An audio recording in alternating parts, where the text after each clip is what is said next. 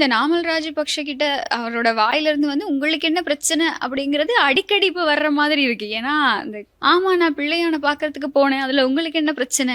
இங்கேயும் வந்து ஆமா நான் வந்து சுரேஷ் அலைவுக்காக பூஜை செஞ்சேன், அங்க போனேன், அதுல உங்களுக்கு என்ன பிரச்சனை? நாங்க பண்றதுல உங்களுக்கு என்ன அப்படின்னு கேட்டிருக்காரு. வந்து இந்த மாதிரி கொடுமையெல்லாம் நடக்குது, அவரை வந்து கைது செஞ்சது தப்பு, ஏன் இப்பதான் அவர் ராணுவ அதிகாரி அப்படிங்கிறது உங்களுக்கு ஞாபகம் வந்துச்சா? இப்போ 100 நாட்கள் கடந்த அவர் இந்த விசாரணைகள் முடிகிற கட்டத்துல தான் அவர் வந்து ராணுவ அதிகாரி அப்படிங்கிறது உங்களுக்கு ஞாபகம் வந்துச்சா என்ன? இப்ப இவ்வளவு நாள் கோமால இருந்துட்டு யாரும் வரலையே. அவங்க வந்து இந்த போராட்டத்துக்கும் வந்திருந்த சந்தர்ப்பத்துல அவங்களை எப்படி ஏசுறாங்க அப்படின்னா, நீங்க கோல்ஃப் ஃபேஸ்ல போயிட்டு புலிகள் கொடுத்த பிரியாணியை சாப்பிட்டுட்டு இங்கேயும் வந்துட்டீங்களா அப்படின்னு கேக்குறாங்க. எதுக்கு இந்த அளவுக்கு இனவாதத்தை நீங்க பரப்பிக்கிட்டு இருக்கீங்க? இதையும் அரசாங்கம் கவனத்துல எடுக்க மாட்டேங்குது. இப்போ பயங்கரவாத தடை சட்டம் இந்த மாதிரி பாட்டு படிக்கிறவங்களுக்கு மட்டும்தான், இப்படி இனவாதத்தை பரப்புறவங்களுக்கு இல்லையா? வணக்கம் கனுஷியா. வணக்கம், எப்படி இருக்கீங்க? நல்லா இருக்கேன் கனுஷியா, நீங்க எப்படி இருக்கீங்க? நானும் ரொம்ப நல்லா இருக்கேன். நம்ம நேத்து பேசின மாதிரியே நாட்டுல கொஞ்ச நாளா வந்து இந்த அரசியல் மேடைகள் வந்து பரபரப்பா இருக்கும் அப்படின்னு சொல்லி நம்ம சொல்லியிருந்தோம். அதே மாதிரி இன்னைக்கும் கொஞ்சம் பரபரப்பா இருக்கு இல்லையா? ஆமா, இன்னைக்கு ரொம்பவே பரபரப்பா இருக்கு அப்படின்னு சொல்லலாம். அந்த வகையில பாத்தீங்கன்னா இன்னைக்கு ஒரு செய்தி வெளியாகி இருக்கு. சுரேஷ் சலே அவர்கள் வந்து ஐசியூல இருந்து வந்து நோமல் வார்டுக்கு மாத்திட்டாங்க அப்படின்ற மாதிரி தகவல்கள் வந்து வெளியாகி இருக்கு. அதே மாதிரி அவரை சுத்தி நிறைய விஷயங்கள் நடக்குது அப்படின்னு சொல்றாங்க. நோமல் வார்டுக்கு வந்தாலுமே நான் வந்து சாப்பிட மாட்டேன் அப்படின்னு அவர் சொல்லிக்கிட்டு இருக்காராம். அதை பத்தி இன்னைக்கு நம்ம நிகழ்ச்சியில பார்த்தலாம். ஓகே, அதே மாதிரி மக்கள் பிரதிநிதியா இருந்துட்டு எதிர்கட்சியா இருந்துட்டு நாங்க என்ன பண்ணாலும் உங்களுக்கு என்ன பிரச்சனை அப்படின்னு கேள்வி கேட்கிற அளவுக்கு எதிர்கட்சிகள், அதாவது மக்கள் கிட்டையும் சரி அரசாங்கத்துக்கிட்டையும் சரி, அரசாங்கத்துக்கிட்ட கேட்கறாங்கன்னா என்ன மக்கள் கிட்டையும் கேட்கறாங்க அப்படிங்கிற அர்த்தம் தானே. உங்களுக்கு என்ன பிரச்சனை அப்படின்னு சொல்லி நாமல் ராஜபக்ஷ வந்து இன்னைக்கு பாராளுமன்றத்துல கேள்வி எழுப்பியிருப்பாரு. அது எதுக்காக இந்த கேள்வி, யார்கிட்ட இந்த கேள்வி அப்படிங்கறத வந்து நம்ம நிகழ்ச்சியில இன்னைக்கு பேசலாம். அதே மாதிரி பாத்தீங்கன்னா இப்ப அரசியல் பிரமுகர்கள் நிறைய பேர் வந்து இந்த சுரேஷ் சாலைக்கு வந்து குரல் கொடுக்குறாங்க இல்லையா? ஆனா இந்த சுரேஷ் சாலை யாரு அப்படின்னு முன்னாள் ராணுவ தளபதி சரத் பொன்சேகா வந்து சொல்லியிருக்காரு. அதாவது மஹிந்த ராஜபக்சர்களுடைய குடும்பத்துக்கு வந்து கழிவறைய துப்புரம் செய்யற ஒரு ஆள் தான் சுரேஷ் சாலை. அவருக்காக இன்னைக்கு ஏன் எவ்வளவு குரல் கொடுக்குற அப்படின்ற கேள்வி வந்து எழும்பியிருக்கு. அதை பத்தி நம்ம பார்க்கலாம். ஆமா, அன்றே கணித்தார் அப்படிங்கிற மாதிரி கடந்த 2023ஆம் ஆண்டுலேயே சரத் பொன்சேகா பல விஷயங்களை வெளிப்படுத்தி இருக்காரு. அதை நாங்க இன்னைக்கு காணொலியா உங்களுக்கு வந்து இந்த நிகழ்ச்சியில பதிவிட்டு காட்டுறதுக்கு தயாரா இருக்கும். அதே மாதிரி மிக முக்கியமான ஒரு சம்பவம் தான் இந்த கிளிநொச்சியில இளைஞர் கைது செய்யப்பட்ட விவகாரம். இது வந்து யாருமே இதை பத்தி கவனிக்க மாட்டேங்கிறாங்க, எந்த ஒரு அரசாங்கத்துல எந்த ஒரு தரப்புமே இதை பத்தி பேசுறாங்க இல்ல அப்படிங்கிற ஒரு மிகப்பெரிய விமர்சனம் இருந்தது. நாங்களும் நேற்று நிகழ்ச்சியில பேசியிருந்தோம். அதை பத்தி இன்னைக்கு பொதுமக்கள் பாதுகாப்பு அமைச்சர் ஆனந்த விஜயபால பாராளுமன்றத்துல கருத்து தெரிவிச்சிருக்காரு. என்ன சொல்றாரு, அவருடைய அடுத்த கட்ட சட்ட நடவடிக்கைகள் என்ன மாதிரி இருக்க போகுது அப்படிங்கறத வந்து நம்ம நிகழ்ச்சியில பேசலாம். அது எல்லாத்தையுமே தாண்டி மிக மிக முக்கியமா இந்த செம்மணி மனித புதைக்குழி, இது வந்து இப்போ எங்களுடைய தமிழர் தரப்புல மிகப்பெரிய ஒரு பிரச்சனையாகவும் கேள்வி எழுப்பக்கூடிய ஒரு விஷயமாகவும் மாறிட்டு வருது அப்படின்னு தான் சொல்லணும். அதையும் எங்களுடைய நிகழ்ச்சிக்கு கீழே நேற்று வந்து இதை பத்தி பேசுங்க அப்படின்னு நீங்க கேட்டிருந்தீங்க. அதுக்கேற்ற மாதிரி நாங்க இன்னைக்கு வந்து அதை பத்தி பேசுறதுக்கு தயாரா இருக்கும். சோ நிகழ்ச்சிக்குள்ள போலாமா? சரி, வாங்க பேசலாம். முதலாவதா என்ன சம்பவம் அப்படின்னு பாத்தீங்கன்னா, முந்த நாள் இரவுல வந்து பேசப்படுற பேர் தான் சுரேஷ் சாலை, சுரேஷ் சாலை, சுரேஷ் சாலை. அதாவது இவ்வளவு நாள் அமைதியா இருந்தவங்க எல்லாருமே வந்து இப்ப ஆர்ப்பாட்டத்துல குதிச்சுட்டாங்க அப்படின்னு சொல்லலாம். கொழும்பு புகையிரத நிலையத்துக்கு முன்னாடி இவங்க வந்து டென்ட் அடிச்சு உண்ணாவிரத போராட்டம் இருக்கிறோம் அப்படின்னு சில பேர் வந்து இருந்துகிட்டு இருக்காங்க. முக்கியமா உதயகமன் பிளவா இருக்கட்டும், விமல் வீரவன்சவா இருக்கட்டும், இவங்க தான் இந்த போராட்டத்தை வந்து ஆரம்பிச்சு வச்சாங்க. சோ ஆரம்பிச்சு வச்ச இந்த நேரத்துல என்ன நடக்குது அப்படின்னு பாத்தீங்கன்னா, சுரேஷ் சாலை இருக்கார் இல்லையா, இவர் வந்து இவ்வளவு நாள் ஐசியூல இருந்தாங்க அப்படின்னு சொன்னாங்க. இப்போ வந்து நோமல் வார்டுக்கு மாத்திட்டாங்க அப்படின்னு சொல்றாங்க. இருந்தாலுமே சுரேஷ் சாலை அவர்கள் வந்து இப்போ உறுதியா இருக்காராம். நீங்க என்னதான் மாத்தினாலும் நான் வந்து சாப்பிட மாட்டேன், தண்ணி குடிக்க மாட்டேன், என்னுடைய போராட்டம் தொடரும் அப்படின்னு வந்து சொல்லியிருக்காரு. அண்ட் இந்த நேரத்துல அவருடைய வைஃபா இருக்கட்டும், பிள்ளைகளா இருக்கட்டும், நிறைய பேர் வந்து ஃபோர்ஸ் பண்றாங்க, சாப்பிடுங்க, ஏதாவது குடிங்க, உங்களுக்கு நடந்தா என்ன நடக்கும் அப்படின்ற மாதிரி. ஏன் அப்படின்னு பாத்தீங்கன்னா, இவர் வந்து ஐசியூல இருந்ததுக்கே நாட்டுல இவ்வளவு பிரச்சனைகள், ஒரே நாள்ல நைட்டோட இவ்வளவு பிரச்சனை வந்துருச்சுன்னா நாளைக்கு இவருக்கு ஏதாவது ஒண்ணு நடந்துருச்சுன்னா அது வந்து என்ன ஆகும்? நம்ம பேசுற மாதிரியே ஒரு சம்பவம் ஆகும் அப்படின்னு சொன்னோம்னா அது கூட ஆகுறதுக்கு வாய்ப்பு இருக்கு இல்லையா? சோ இப்ப இவர் வந்து நோமல் வார்டுக்கு மாத்திட்டாங்க அப்படின்னு சொல்றாங்க. அதே மாதிரி மனித உரிமை குழு இருக்கு இல்லையா, அவங்க வந்து அவர்கிட்ட போய் வாக்குமூலம் எடுக்கிறதா இருக்கட்டும், அவர் சிறையில் அடைச்சு வச்சிருந்த பக்கத்து செல்ல எல்லாம் இருப்பாங்க இல்லையா, அவங்க கிட்ட வந்து வாக்குமூலம் எடுத்துக்கிட்டு இருக்காங்களாம். சிஐடி தரப்பினர் வந்து விசாரணைக்கு வாங்க அப்படின்னு வந்து கூப்பிட்டு இருக்காங்க. சோ ஆக மொத்தத்துல இவ்வளவு நாளும் ஒரு பிம்பம் ஒன்று இருந்தது இல்லையா, அந்த பிம்பம் அப்படியே இப்ப திருப்பப்படுது அப்படின்னுதான் தெரியுது. ஆமா. அதாவது இப்போ சுரேஷ் சலையோட கருத்து, அதாவது அவரு உண்ணாவிரதம் இருந்தாரு. இந்த உண்ணாவிரதத்த அவர் இன்னும் கைவிடல. அதாவது ஹாஸ்பிட்டல்ல இருந்தும் அவர் சேலைன் குடுத்துட்டு தான் இருக்காங்க அவருக்கு. அவரு சாப்பிட மாட்டேங்கிறாரு, தண்ணி கூட குடிக்க மாட்டேங்கிறாரு, மருந்து கூட குடிக்க மாட்டேங்கிறாரு அப்படிங்கிறது தான் அவருடைய குடும்ப உறுப்பினர்கள், சட்டத்தரணிகள் எல்லாமே வந்து வெளியில கருத்து தெரிவிச்சுட்டு இருக்காங்க. அவரோட நிலைப்பாடு எதுவா இருக்கு அப்படின்னு சொன்னா, இந்த ஈஸ்டர் ஞாயிறு தாக்குதல் விசாரணைகள் நடந்துகிட்டு இருக்கு. இந்த விசாரணைகளுக்கு இப்ப பொறுப்பா இருக்கிறது வந்து சிஐடியோட பணிப்பாளர், குற்றப்புலனாய்வு திணைக்களத்தோட பணிப்பாளர் ஷானி அபேசேகர். அவரை இந்த விசாரணைகள்ல இருந்து நீங்க நீக்கணும். நீக்கிட்டு இதுக்கு பதிலா இன்னொரு அதிகாரியை நீங்க நியமிச்சதுக்கு அப்புறமா நான் என்னோட உண்ணாவிரதத்தை கைவிடுறேன் அப்படின்னு சொல்லி சுரேஷ் சலையை சொல்லியிருக்கதா தகவல்கள் வெளியாகி இருக்கு. இதுதான் இப்போ இன்னைக்கு நாள்ல மிகவும் பேசு பொருளா மாறி இருக்கக்கூடிய ஒரு விஷயம் இந்த சம்பவத்துல. இப்போ நேத்து நீங்க பாத்தீங்கன்னா சத்யா, அதாவது உண்ணாவிரத போராட்டம்னு சொல்லி ஒண்ணு ஆரம்பிச்சிருந்தாங்க. மைக் வச்சு எல்லாரையும் கூப்பிட்டு போர்டெல்லாம் தூக்கி வச்சுட்டு பெரிய ஒரு ஆர்ப்பாட்டமே பண்ணியிருந்தாங்க அப்படின்னு தான் சொல்லணும். ஆனா இன்னைக்கு பார்க்கும்போது கொஞ்சம் க்ரௌடும் கம்மியா இருக்கு. இன்னைக்கு இல்ல, அது நேத்து ஈவினிங் ஆகும் போதே அங்க வந்து க்ரௌட் கம்மியாகி ஒரு விரல் விட்டு எண்ணக்கூடிய மாதிரியான ஆட்கள் தான் அங்க இருந்ததை பார்க்கக்கூடியதா இருக்கு. இந்த சுழற்சி முறை உண்ணாவிரதமா இருக்குமோ, இப்ப நான் வந்து கொஞ்ச நேரம் இருப்பேன், இப்ப நான் வந்து வீட்டுக்கு போயிட்டு சாப்பிடுவேன், அப்ப இன்னொருத்தர் வந்து சாப்பிட்டு முடிச்சவர் வந்து கொஞ்ச நேரம் உண்ணாவிரதம் இருப்பாரு. அந்த மாதிரிதான் போய்கிட்டு இருக்கு போல. இந்த விமல் வீரவங்ஷ வந்து உண்ணாவிரதத்துக்கு பெயர் போனவர் இல்லையா இவர். ஆனா டக்குன்னு ஒரு உண்ணாவிரதம் அப்படின்னு ஆரம்பிக்கிறவர் தான் விமல் வீரவங்ஷ. அது மட்டும் இல்லாம இப்போ நாட்டுல இனவாத அலை மறுபடியும் அப்படியே பரவிக்கிட்டு வருது அப்படிதான் சொல்லணும். இது சுரேஷ் சலை விஷயமா இருக்கட்டும். சரி, சுரேஷ் சலையோட விஷயத்துலதான் நாங்க நேற்று பேசியிருந்தோம் இல்லையா, புலம்பெயர் தமிழர்களை பத்தி இதுல இன்வால்வ் பண்ணிட்டு அரசாங்கம் வந்து புலம்பெயர்ந்தவர்களை திருப்திப்படுத்துறதுக்காக தான் சுரேஷ் சலையை கைது செஞ்சிருக்கு அப்படி இப்படின்னு அரசாங்கம் மேல அநேகமான குற்றச்சாட்டுகள் சுமத்தப்பட்டிருந்தது. எங்கேயோ இருக்கக்கூடிய தமிழர்கள், எங்கேயோ இருக்கக்கூடிய புலம்பெயர்ந்தவர்கள் இந்த பிரச்சனையில இன்வால்வ் பண்ணிக்கிட்டு சுரேஷ் சலை தப்பு பண்ணியிருந்தாரு அப்படின்னா அதுக்கான தண்டனையை அவர் அனுபவிப்பாரு அப்படிங்கிறது தானே. அதை தாண்டி வந்து புலம்பெயர்ந்தவர்களை நீங்க வந்து திருப்திப்படுத்தணும், அரசாங்கம் திருப்திப்படுத்தணும், அதுவும் இந்த விஷயத்துல திருப்திப்படுத்தணும் அப்படிங்கிற எந்த ஒரு தேவையுமே வந்து இங்க இல்ல. அவங்க அந்த மாதிரியான குற்றச்சாட்டுகளை தான் முன் வச்சிட்டு இருந்ததை நான் பார்க்கக்கூடியதா இருந்தது. இதுல ஒரு பக்கம் இனவாதம் அப்படின்னு சொன்னா, இப்போ சுரேஷ் சலை விஷயத்திலையும் நிறைய தகவல்கள் வெளியாகிட்டு இருக்கு. அவருடைய விஷயம் தான் இப்ப என்ன சொல்றது, டாக் ஆஃப் த டவுன் அப்படின்னு சொல்லலாம். எல்லாருமே பேசிக்கிட்டு இருக்காங்க. அடுத்து என்ன நடக்கும் அப்படிங்கிற ஒரு மிகப்பெரிய ஒரு கேள்வியும் இந்த விஷயத்துல இருக்கு. ஸோ இப்படி இருக்கக்கூடிய பின்னணியில் பார்த்தீங்க அப்படின்னா, நீங்கள் சொன்ன மாதிரியே பல பேர் வந்து இதுக்காக குரல் கொடுக்குறாங்க. குரல் கொடுத்துட்டு இருக்கக்கூடிய பின்னணியில் நாமல் ராஜபக்ஷ ஏன் இதுக்காக வந்து வெளிப்படையாகும். நேற்றுமே ஒரு கேள்வி இருந்தது, நாமலே இந்த போராட்டத்தில் வந்து கலந்துக்கல, நாமலே இந்த இடத்துல இல்லை அப்படிங்கிற ஒரு கேள்வி இருந்தது. ஆனால் அவர் அது எல்லாத்துக்குமே வந்து அந்த எம்டினஸை கிளியர் பண்ணுற மாதிரி இன்னைக்கு பார்லிமெண்ட்டில் வந்து ஒரு ஸ்பீச் பண்ணியிருக்காரு. அந்த ஸ்பீச்சில் அவர் கேட்குறாரு, இப்போ சுரேஷ் சலைவுக்கு வந்து ஒரு என்ன சொல்றது, இந்த பௌத்த மதத்தில் நடக்கக்கூடிய அந்த போதி பூஜை அப்படின்னு சொல்லுவாங்க இல்லையா, அந்த விகாரையில நடத்துற எங்களுடைய கோயிலை நாங்க அர்ச்சனை பண்ற மாதிரி அவங்க இடத்துல வந்து ஒரு போதி பூஜை அப்படின்னு சொல்லலாம். அது வந்து இந்த சுரேஷ் சலையோட ஆரோக்கியம், அவர் ஆரோக்கியமா இருக்கணும், அவர் நல்லபடியா இருக்கணும் அப்படின்னு சொல்லி அவர் பேர்ல ஒரு பூஜையை நடத்தி இருப்பாங்க. இதுக்கு யார் தலைமை தாங்கியிருப்பாங்கன்னு சொன்னா, இந்த திலீப் ஜெயவீர, ஸ்ரீலங்கா பொதுஜன பெருமுன கட்சி அப்படின்னு சொல்லி இந்த இனவாதத்தை பரப்பிக்கிட்டு இருக்கக்கூடிய அரசியல்வாதிகள் இருக்காங்க இல்லையா. வெளிப்படையா சொல்லணும்னா அவ்வளவுதான், இவங்கெல்லாம் தான் செஞ்சிருந்தாங்க. அப்போ இது வந்து ஒரு அரசாங்க தரப்புல இருந்து இது ஒரு சர்ச்சையா முன் கொண்டு வருவாங்க பார்லிமெண்ட்ல இன்னைக்கு. எப்படின்னா, நீங்க வந்து இந்த மாதிரி சுரேஷ் சலைவுக்காக போதி பூஜை எல்லாம் நடத்துறீங்க அப்படின்னு சொல்லி ஒருத்தங்க சொல்லும் போது அதுக்கு நாமல் ராஜபக்ஷ பதில் சொல்றாரு. எப்படின்னா, ஆமா நாங்க சுரேஷ் சலைவுக்காக பூஜை செய்யறோம், போதி பூஜை செய்யறோம், அதுல உங்களுக்கு என்ன பிரச்சனை, யாருக்கு என்ன பிரச்சனை அப்படின்னு கேட்கிறாரு. அப்ப நீங்க என்ன பண்ணிட்டு இருக்கீங்க. அதுலயும் அவர் என்ன சொல்றாருன்னா, நாங்க ராணுவ வீரர்களுக்காக நாங்க கூடவே நிப்போம், நாங்க வந்து அவங்களுக்கு சப்போர்ட்டா இருப்போம், இது இப்படி இல்லை என்ன ஆனாலுமே உங்களுக்கு அது பிரச்சனை இல்லை, ஏன்னா நீங்க வந்து புலம்பெயர்ந்தவர்களை திருப்திப்படுத்துறதுக்காக வந்தவங்க தானே, உங்களுக்கு அது எப்படியுமே பிரச்சனை ஆகாது. ஒரு ராணுவ வீரர் உள்ள துன்புறுத்தப்படுறாரு, கொடுமைப்படுத்தப்படுறாருங்கிறது எங்களுக்கு பிரச்சனை, நாங்க அவருக்காக சப்போர்ட்டா நிப்போம் அப்படின்னு சொல்றாரு.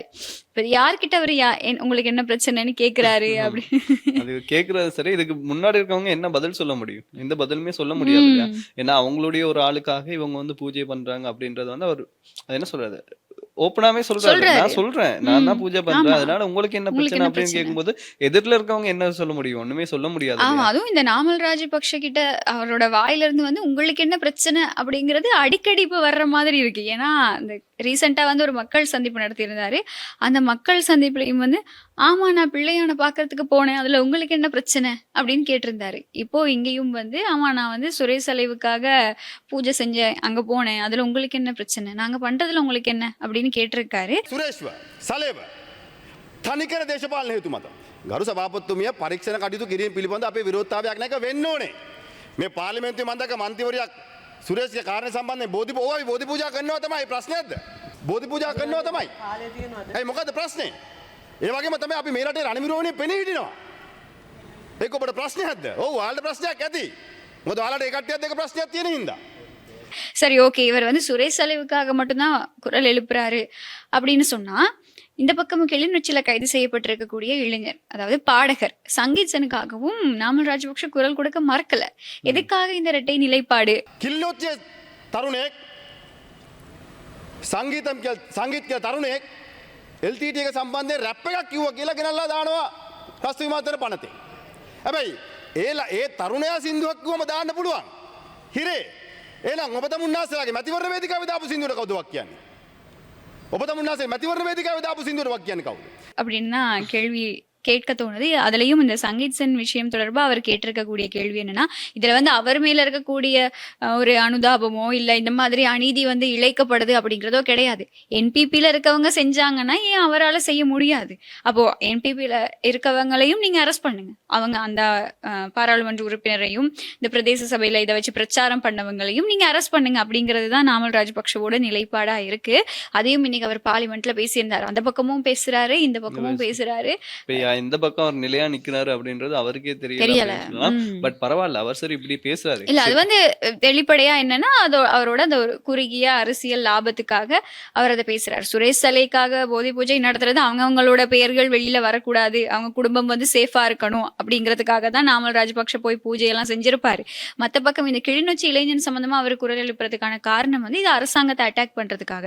ஏன்னா இப்போ அவரோட விஷயம் வந்து அவருடைய கருத்து எப்பவுமே அந்த இளைஞனை அந்த பாடகரை வெளியில விடுங்க அப்படிங்கிறது கிடையாது. அவரை அரெஸ்ட் பண்ணீங்கன்னா நீங்க என்பிபில இருக்கிறவங்களையும் அரெஸ்ட் பண்ணுங்க அப்படிங்கிறது தான் நாமல் ராஜபக்ஷோட நிலைப்பாடா இருக்கு. ஸோ இதை வந்து மக்கள் வந்து தெளிவா புரிஞ்சுக்கணும் அப்படிங்கிறது தான் இன்னைக்கு அவர் பார்லிமெண்ட்ல பேசின விஷயங்களை வந்து நாங்க நிச்சயமா நிகழ்ச்சியில போட்டு காட்டுறோம் உங்களுக்கு. அதே மாதிரி நீங்க சொன்ன மாதிரி தான் நாமல் ராஜபக்ஷ வந்து இது குரல் கொடுத்திருக்காரு. நீங்க வந்து நீங்க போட்டீங்கன்னா அந்த பையனும் அதுதானே பண்ணிருக்காங்க, அவனும் ஏன் அரெஸ்ட் பண்றீங்க அப்படின்னு கேக்குறாரு. ஆனா போட்டவங்க என்ன சொல்றாங்க அப்படின்னு பாத்தீங்கன்னா, எங்களுக்கும் அதுக்கு சம்பந்தமே இல்லை அப்படின்ற மாதிரி அவங்க வந்து பேசிட்டு இருக்காங்க. அதுக்கு இப்போ நாங்க நேத்தும் கேட்டிருந்தோம், ஏன் இதுல வந்து பொதுமக்கள் பாதுகாப்பு அமைச்சர் எந்த விதமான ஒரு கருத்துமே தெரிவிக்கல அப்படின்னு. அப்போ அந்த கருத்துக்கு இந்த பொதுமக்கள் பாதுகாப்பு அமைச்சர் ஆனந்த் விஜயபால பதில் சொல்லியிருக்காரு. என்ன அப்படின்னு சொன்னா, இந்த இவருடைய கைது, கிளிநொச்சி பாடகரோட கைது தொடர்பா இன்னைக்கு 2 மணிக்கு சம்பந்தப்பட்ட உயர் அதிகாரிகளோட, அதாவது போலீஸ் அதிகாரிகளோடையும் போலீஸ் மா அதிபரோடையும் விசேடமான ஒரு கலந்துரையாடல் நடக்க போகுது. அந்த கலந்துரையாடல் நடந்ததுக்கு அப்புறமா இப்போ மணி 4 ஆகுது. அப்போ அந்த டைம் இப்போ முடிஞ்சிருக்கும், கலந்துரையாடல் முடிஞ்சிருக்கும். இந்த கலந்துரையாடலுக்கு அப்புறமா வந்து இந்த விடயத்துல என்ன மாதிரியான அடுத்த கட்ட சட்ட நடவடிக்கைகளை மேற்கொள்ள முடியும், அதாவது மனிதாபிமான முறையில இவங்களை விடுவிக்க முடியுமா முடியாதா, அடுத்தது என்ன பண்ணலாம் அப்படிங்கறது வந்து கலந்துரையாட போறதா தான் அவர் ஒரு கருத்து வெளியிட்டு இருந்தாரு. அது மட்டும் இல்லாம மிக முக்கியமான இன்னொரு விஷயமும் சொல்லியிருந்தாரு. இந்த கடந்த கால யுத்தத்துல தமிழர் தரப்புல உயிரிழந்த எங்களுடைய இந்த மாவீரர்களை நினைவு கூறுறதுக்கு எங்களுக்கு, அதாவது தமிழர்களுக்கு முழு உரிமை வழங்கப்பட்டிருக்கு. அதுல அரசாங்கம் எந்த ஒரு தடையும் விதிக்கல, அதுக்கு நாங்க எதுவுமே சொல்ல மாட்டோம். ஆனா தமிழீழ விடுதலை புலிகள் அமைப்பை வந்து இன்னும் உத்வேகப்படுத்துற மாதிரியான பாடல்களை சமூக வலைத்தளத்துல பாடினதுனாலதான், எடிட் பண்ணி போட்டதுனாலதான் நாங்க வந்து அவரை கைது செஞ்சிருக்கோம் அப்படிங்கிற ஒரு விளக்கத்தை வந்து பொதுமக்கள் பாதுகாப்பு அமைச்சர் இன்னைக்கு சொல்லியிருந்தாரு. ஸோ பார்க்கலாம் இப்போ இந்த கலந்துரையாடலுக்கு அப்புறமா இந்த விஷயத்துல அரசாங்கம் அடுத்து என்ன பண்ண போகுது. ஏன்னா பல இடங்கள்ல போராட்டங்களுக்கும் அழைப்பு விடுக்கப்பட்டிருக்கு. இப்போ 11ஆம் தேதியும் வந்து மன்னார்ல ஒரு போராட்டம் சங்கீத்சனுக்காக ஏற்பாடு செய்யப்பட்டிருக்கு அப்படின்னு சொல்லி எங்களுடைய தமிழர் தரப்புல பல போராட்டங்கள் நடந்துகிட்டு இருக்கு. ஸோ அரசாங்கத்தோட நிலைப்பாடு என்ன மாதிரி இருக்கும் அப்படிங்கறத பார்க்கலாம். சரி, வெயிட் பண்ணி பார்க்கலாம். பார்க்குற இந்த இது பாத்தீங்கன்னா, இந்த ஈஸ்டர் ஞாயிறு தாக்குதலை பத்தி பேசும்போது எனக்கு இன்னொரு விஷயம் ஞாபகம் வருது. இந்த மனோஜ் கமகியா இருக்காரு இல்லையா, அவரும் வந்து இப்ப நிறைய கேள்விகளை வந்து கேட்டிருக்காரு. ராஜபக்ஷவோட ஆஸ்தான சட்டத்தரணி அப்படின்னு சொல்லலாம். அவர் வந்து நிறைய கேள்விகளை வந்து கேட்டிருக்காரு. என்ன அப்படின்னு பாத்தீங்கன்னா, நீங்க வந்து இப்ப இந்த ஈஸ்டர் ஞாயிறு தாக்குதல் இருக்கு, அதுக்கு சம்பந்தம் அப்படின்னு சொல்லி சுரேஷ் சாலையை வந்து அரெஸ்ட் பண்ணி வச்சிருக்கீங்க. அதே மாதிரி இந்த ஈஸ்டர் ஞாயிறு குண்டு தாக்குதல்ல இந்த ஆயுதங்கள் வந்து இருக்கு இல்லையா, அதாவது இந்த குண்டு வெடிபொருட்கள் இருக்கு இல்லையா, அது வந்து இந்த ஜேவிபி சேர்ந்த ஒருத்தருடைய தொழிற்சாலையில தான் அது வந்து செய்யப்பட்டுச்சு அப்படின்னு சொல்றாங்க. சோ அவர் வந்து என்ன அரெஸ்ட் பண்ணப்படல, அவர் வந்து வெளியில தான் இருக்காரு. அப்படி இருக்கும்போது நீங்க ஏன் சுரேஷ் சாலையை வந்து அரெஸ்ட் பண்றீங்க அப்படின்னு கேக்குறாரு. அதே மாதிரி சஹ்ரான் ஹாசிம் இருக்கார் இல்லையா, அவரை வந்து ஒரு சட்டத்தரணி ஒருத்தர் வந்து யாருக்குமே தெரியாம கார்ல ஒரு குறிப்பிட்ட இடத்துல இருந்து இன்னொரு குறிப்பிட்ட இதுக்கு கூட்டி சென்றாரு. அவர் வந்து இப்ப வெளியில தான் இருக்காரு. அவரை நீங்க எதுவுமே பண்ணல. சோ அதே மாதிரி சாரா இருக்காங்க இல்லையா, அதே மாதிரி சாரா அப்படின்னு ஒருத்தவங்க இருக்காங்க. இவங்க கூட இந்த ஈஸ்டர் ஞாயிறு குண்டு தாக்குதலுக்கு சம்பந்தப்பட்டவங்க அப்படின்னு சொல்றாங்க. ஆமா. அவங்கள வந்து நுவரேலியால வச்சு போலீசார் வந்து அரெஸ்ட் பண்ண போகும்போது சிஐடில இருந்து ஒரு கோல் ஒன்று வருதான். என்ன அப்படின்னு பாத்தீங்கன்னா, இது வந்து எங்களுடைய கேஸ், நீங்க வந்து நடுவுல வராதீங்க அப்படின்னு சொல்லி அந்த அரெஸ்ட்டை வந்து தடுத்துட்டாங்க அப்படின்னு சொல்றாங்க. சோ அந்த சிஐடியை வந்து யாரு, அவங்களுடைய பேரை வந்து நீங்க வெளியில சொல்லுங்க, அதுக்கப்புறமா நீங்க நிறைய விஷயங்களை பண்ணுங்க. இது எதுவுமே பண்ணாம சுரேஷ் சாலையை வந்து நீங்க இப்படி துன்புறுத்துறீங்களே, இதெல்லாம் நியாயமா அப்படின்ற மாதிரி மனோஜ் கமகே வந்து சில கேள்விகள் வந்து முன் வச்சிருக்காரு. ஆமா. இப்போ சில பேர் வந்து சும்மா கருத்து தெரிவிக்கிறதையும், ஊடக சந்திப்புகள் நடத்துறதையும் பார்த்தா, இவங்களுக்கு வந்து ஒரு மிகப்பெரிய பிரச்சனையா மாறி இருக்கிறது இந்த விசாரணைகள் தான். அப்ப இவ்வளவு நாள் சும்மா தான் விசாரணை நடக்கலன்னு ஏதோ அரசாங்கம் மேல குற்றச்சாட்டை சுமத்தணும் அப்படிங்கிறதுக்காகவும், அரசாங்கத்தை விமர்சிக்கணும் அப்படிங்கிறதுக்காகவும் நீங்க இந்த ஈஸ்டர் ஞாயிறு தாக்குதல் விவகாரம் பத்தி பேசிட்டு இருந்திருக்கீங்க. இப்போ எதிர்க்கட்சி தலைவரா இருக்கக்கூடிய சஜித் பிரேமதாசவே இந்த விஷயத்துக்காக இன்னும் எங்கேயும் பேசி நாங்க வந்து கேட்கலையே. அவர் தரப்புல இருந்து எந்த ஒரு கருத்தையுமே சொல்லலை. ஏன்னா ஆரம்பத்துல இருந்து அவர் வந்து இந்த தாக்குதல் தொடர்பா விசாரணை நடத்துங்க, குற்றவாளிகளை கொண்டு வாங்க, நாட்டுக்கு வெளிப்படுத்துங்க அப்படின்னு அவர் வந்து அவருடைய எந்த அளவுக்கு முடியுமோ அவ்வளவு அரசாங்கத்தை விமர்சிச்சிருந்தாரு. ஆனா இப்போ விசாரணைகள் நடந்துகிட்டு அங்கங்க கைதிகள் நடந்து தடுப்பு காவல் உத்தரவு பிறப்பிக்கப்பட்டு பல விஷயங்கள் வெளிப்பட்டுட்டு வரக்கூடிய ஒரு பின்னணியில ஏன் வந்து எதிர்க்கட்சிகள் மௌனமா இருக்கு? அதுவும் சுரேஷ் சாலை விஷயத்துல இப்போ கிட்டத்தட்ட எல்லாருமே கேட்கிற கேள்வி அதுதான். சமூக வலைத்தளங்களா இருக்கட்டும், எல்லாருமே கேட்கக்கூடிய ஒரு கேள்வி அதுதான். நாங்களும் நேற்று பேசியிருந்தோம். இப்போ சுரேஷ் சாலை கைது செய்யப்பட்டு தடுப்பு காவல்ல கிட்டத்தட்ட 100 நாட்களுக்கு மேல இருந்துட்டாரு.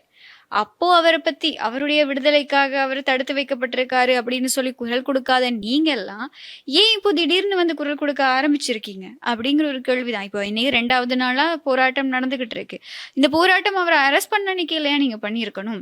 அவரை கொண்டு போய் சிஐடி தடுப்பு காவல வச்சிருந்த அன்னைக்கு இல்லையா நீங்க பண்ணியிருக்கணும்? ஏன்னா சிஐடியில வந்து சரி கொடுமைப்படுத்துறாங்க, துன்புறுத்துறாங்க அப்படின்னா அது காலமா நடந்துகிட்டு இருக்கு. இந்த பல்கலைக்கழகங்கள் அறகலைய போராட்டத்துல எத்தனையோ பேரை கைது செஞ்சுட்டு போனாங்க. அப்போ அவங்களுக்கும் நடந்திருக்கு இந்த மாதிரியான துன்புறுத்தல்கள். அதையும் பல பேர் வெளிப்படுத்தி இருக்காங்க.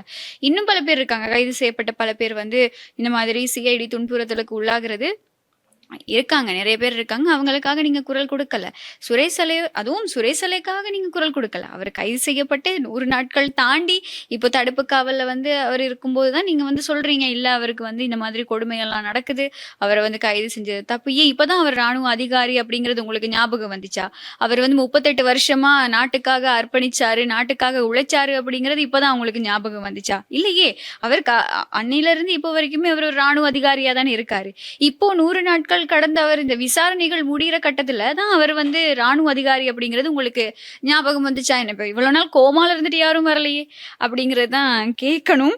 மற்றது வந்து சரி, இப்போ டிஸ்டர்ப் பண்ற மாதிரி, இந்த விசாரணைகளுக்கு டிஸ்டர்ப் பண்ற மாதிரி தான் இவ்வளவும் நடக்குது. இன்னைக்கு பார்லிமெண்ட்டுக்கு பக்கத்துலயும் வந்து ஒரு போராட்டம் நடந்திருக்கு.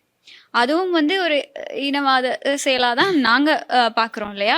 அதாவது போன மாசம், அதாவது 5ஆம் மாதம் 21ஆம் தேதி பாராளுமன்றத்துல வந்து பிரிகேடியர் போல்ராஜ் அவர்களை வந்து நினைவு கூர்த்தது, அவரை பத்தி பேசினது வந்து ஒரு மிகப்பெரிய குற்றம். அதை நீங்க ஏன் ஹென்சார்ட்ல வந்து நீங்க ஆட் பண்ணீங்க, அப்படி பேசுறதுக்கு நீங்க என்ன உரிமை கொடுத்தீங்க அப்படின்னு சொல்லி ஒரு சில தரப்பு, இவங்க வந்து கொஞ்சம் ஒரு நோட்டட் லிஸ்ட்ல தான் இப்ப இருக்காங்க இந்த செட். அதாவது இப்ப அங்க இங்க போயிட்டு இனவாதத்தை பரப்பிக்கிட்டு இருக்கவங்க எல்லாம் வந்து நோட்டட் லிஸ்ட்ல தான் இருக்காங்க அப்படின்னு சொல்லணும். இப்படி ஒரு போராட்டத்தை நடத்திருக்காங்க. போராட்டத்தை நடத்தி ஒரு மனுவையும் கையடிச்சிருக்காங்க. இது யாரு, நீங்களும் வீடியோ பார்த்திருப்பீங்க இல்லையா? ஆமா, இவர் யாரு அப்படின்னு பாத்தீங்கன்னா, அந்த வெள்ளவத்த சம்பவம், அந்த வெள்ளவத்தில அண்மையில ஒரு சம்பவம் ஒண்ணு நடந்துச்சு இல்லையா, அந்த சம்பந்தப்பட்ட இவர் தான். இவர் வந்து போயிருப்பாங்க. ஆனா இதுல என்ன ஸ்பெஷல் அப்படின்னு பாத்தீங்கன்னா, எல்லாருமே ஒரு கூட்டமா தான் போனாங்க. ஆனா கடைசியில இந்த கூட்டமே இரண்டுபட்டுட்டு அப்படின்னு தான் சொல்லலாம். ஏன்னா அதுல வந்து ஒரு கேமராமேன் ஒருத்தர் இருக்காரு. அவர் வந்து அந்த வெள்ளவத்தை அதுல போயிட்டு தீபம் ஏத்திட்டாரு, முள்ளிவாய்க்கால் நினைவேந்தலுக்கு போயிட்டு தீபம் ஏத்திட்டாரு அப்படின்னு சொல்லிட்டு இவர் வந்து அவர் வந்து கத்துறதா இருக்கட்டும். சரி, அவர் வந்து என்ன சொல்றாரு அப்படின்னு பாத்தீங்கன்னா, நீ வந்து ஒரு கொட்டியா அப்படின்னு சொல்லி அது நீங்க சொன்ன மாதிரி தான். இப்ப எங்க பார்த்தாலுமே, எந்த பிரச்சனைய பார்த்தாலுமே இனவாதத்த தூண்டுற மாரி தான் புலிகள். எல்லாமே இருக்கு. புலிகள் அப்படின்னு சொல்லி, அதுவும் உயர்ந்த நிலையத்துக்கு முன்னாடி நடந்த ஆர்ப்பாட்டத்துல வந்து இந்த அறகலைய போராட்டத்துல கலந்துகிட்ட ஒரு பாட்டி வந்திருப்பாங்க. நீங்க அந்த வீடியோ பார்த்திருப்பீங்க. அந்த பாட்டி, அதாவது அறகலைய போராட்டத்துல முன்னாடியே நின்ன ஒருத்தவங்க, அவங்க வந்து இந்த போராட்டத்துக்கும் வந்திருந்த சந்தர்ப்பத்துல அவங்கள எப்படி ஏசுறாங்க அப்படின்னா, நீங்க கோல்ஃப் ஃபேஸ்ல போயிட்டு புலிகள் கொடுத்த பிரியாணியை சாப்பிட்டுட்டு இங்கேயும் வந்துட்டீங்களா அப்படின்னு கேக்குறாங்க. எதுக்கு இந்த அளவுக்கு இனவாதத்தை நீங்க பரப்பிக்கிட்டு இருக்கீங்க?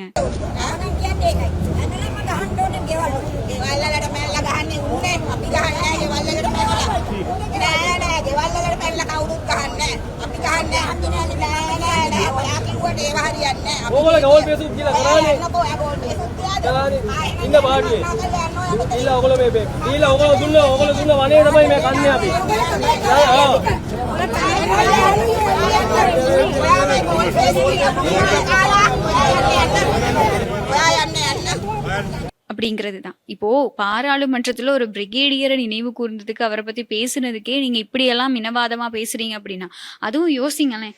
5ஆம் மாசம் 21ஆம் தேதி பாராளுமன்றத்துல பேசினதுக்கு இன்னைக்கு 6ஆம் மாசம் 9ஆம் தேதி இன்னைக்கு வந்து இவங்க இந்த மாதிரி ஒரு போராட்டம் நடத்தி ஒரு குழுவை கூட்டிக்கிட்டு வந்து அன்னைக்கு இந்த தமிழர்களுக்கு எதிரான மாதிரி போர்டை பிடிச்சிக்கிட்டு அந்த மாதிரி பேசிக்கிட்டு அந்த இடத்துல பல சர்ச்சைகளை ஏற்படுத்தி இருந்தாங்க. இப்போ உங்களுடைய நோக்கம் என்ன நடக்கணும்? நாட்டில் வந்து சிங்கள மக்கள், தமிழ் மக்கள் இப்போ நல்லா வாழ்ந்துகிட்டு இருக்காங்க. ஒரு சுமூகமான ஒரு அண்டர்ஸ்டாண்டிங் அவங்களுக்குள்ள இருக்கு. நீங்க அரசியலுக்காக என்ன வேணா பண்ணுங்க, அதுலயே மக்களை நீங்க இன்வால்வ் பண்ணிக்கிறீங்க. மக்களுக்கு எதுக்கு இந்த மாதிரி இந்த வன்மத்தை தூண்டுறீங்க அப்படிங்கிறது தான் தெரியல. அந்த எண்ணங்களை நீங்க வந்து விதைச்சிக்கிட்டு இருக்கீங்க. ஆனா மக்கள் இதுக்கெல்லாம் இனிமேலும் ஏமாற போறது கிடையாது. உங்களோட இனவாத அரசியலுக்கு வந்து இனிமேலும் இதை கண்டினியூ பண்ண முடியாது அப்படிங்கிறது தான் அவங்க தெளிவா இருக்காங்க அப்படின்னு சொல்லி நான் நம்புறேன். இது இனிமேலும் அவங்களுடைய நோக்கமெல்லாம் டார்கெட் எல்லாம் எப்படியா இருக்கு அப்படின்னு சொன்னா, அவங்களோட அரசியல் லாபங்களை நிறைவேற்றிக்கிறதுக்காக உடனே வந்து இனவாதம் அப்படிங்கிற ஒரு விஷயத்த கையில் எடுக்கிறாங்க. இப்போ கொஞ்ச நாட்களா இதெல்லாம் வந்து நாட்டுல அதிகமா இருக்கு. அங்கங்க நடக்கிறத பார்க்கக்கூடியதா இருக்கு. அதுவும் அந்த வெள்ளவத்திலிருந்து அதே டீம் தான், கொஞ்சம் கூட முகம் வித்தியாசமே இல்லை.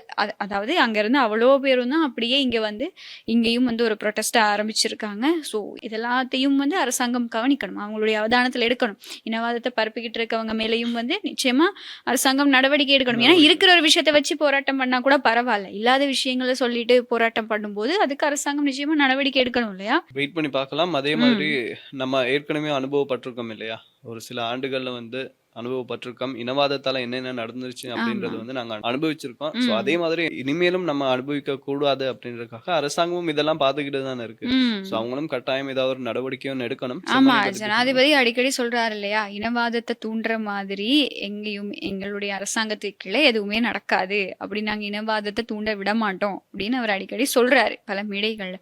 ஆனா அவர் கண் முன்னாடி தானே எல்லாம் பேசிக்கிட்டு இருக்காங்க, எல்லாத்தையும் பார்த்துக்கிட்டு அவர் அமைதியா தானே இருக்காரு இல்லையா? இனவாதம் தூண்டுறாங்க, இனவாதத்தை தான் பேசுறாங்க, இனவாதம் தான் பண்றாங்க, அது தெரிஞ்சுக்கிட்டே இவ்வளவு ப்ரொட்டஸ்ட்லயே இவ்வளோ விமல் வீரவங்ச, உதயகம்மன் பிள்ளை, இங்க இன்னைக்கு ப்ரொட்டஸ்ட் பண்ணவங்க எல்லாம் இவ்வளோ பேசுறாங்க. இதையும் அரசாங்கம் கவனத்துல எடுக்க மாட்டேங்குது. இப்போ பயங்கரவாத தடை சட்டம் இந்த மாதிரி பாட்டு படிக்கிறவங்களுக்கு மட்டும்தான், இப்படி இனவாதத்தை பரப்புறவங்களுக்கு இல்லையா அப்படின்னு தான் கேட்கணும். ஸோ பார்க்கலாம் அரசாங்கம் என்ன பண்றாங்க அப்படின்னு சொல்லி. சரி, வெயிட் பண்ணி பார்க்கலாம். பார்க்குற இந்த நேரத்தை பார்த்தீங்கன்னா செம்மணி மனித புதைக்குழி இருக்கு, அதுல வந்து அகழ்வு பணிகள் வந்து நடந்துகிட்டு வருது. நேற்று வந்து 19ஆம் நாள் அகழ்வு பணி அப்படின்னு சொல்றாங்க. நேற்றைய அகழ்வுல பாத்தீங்கன்னா ஒரு இடத்துல வந்து சிறுவர்கள் உட்பட 6 எலும்புக்கூடுகளை வந்து தோண்டி எடுத்திருக்காங்க.